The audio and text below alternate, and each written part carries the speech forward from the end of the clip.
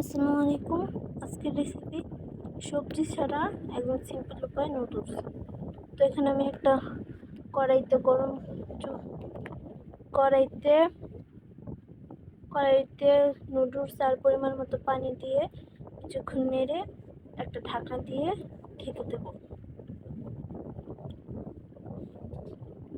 যে লবণ দিয়ে নিতে পারেন, আমি বেশি লবণ খাই না, তাই আমি লবণটা স্কিপ করলাম। তো কিছুক্ষণের জন্য ঢেকে দিলাম।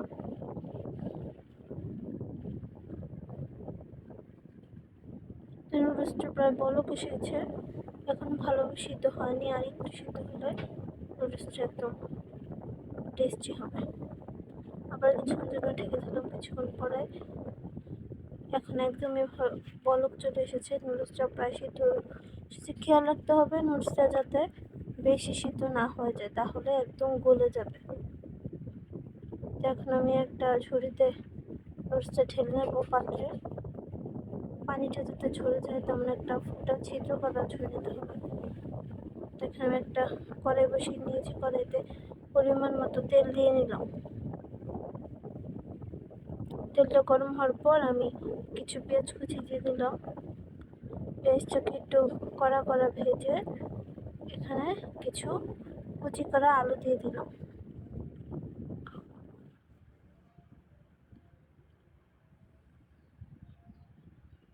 আলুটাকে ভালোভাবে ভেজে নিতে হবে, যাতে ভাজার কারণে সিদ্ধ হয়ে যায়। আমি এক্সট্রা কোনো পানি অ্যাড করব না, আলুর থেকে পানি ছেড়ে আসবে। তো ঢেকে দিলাম। এখন কিছুক্ষণ পরে উঠিয়ে নিচ্ছি। এখন দেখুন আলু থেকে পানি চলে এসেছে, পানি ছেড়ে দিয়েছি। এখন নিজে আলুটা একটু ভাজা ভাজা করে আমি ডিম দিয়ে দেব।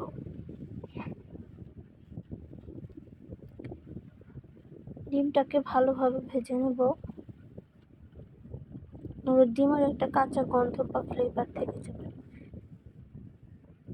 যে ভাজা ভাজা করে নিচ্ছি ডিমটাকে। এখন একটা ঘরে তৈরি একটা সস দিয়ে দিলাম। এখন কিছুক্ষণ ভাবে নেড়ে চেড়ে দেবো।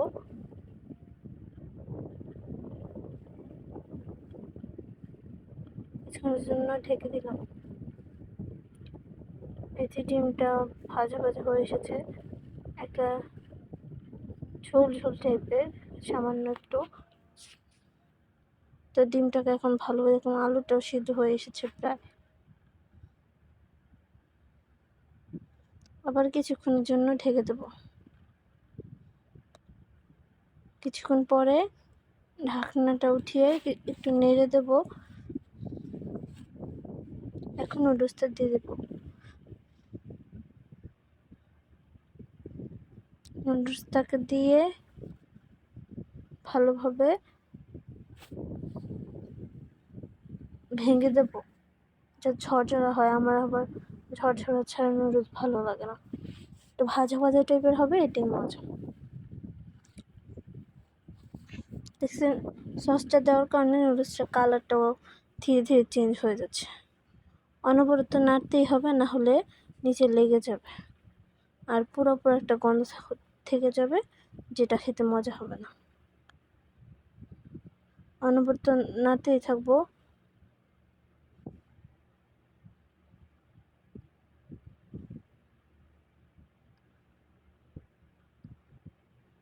আস্তে আস্তে নুডলসের কালারটা চেঞ্জ হয়ে আসছে, আপনারা দেখতে পাচ্ছেন।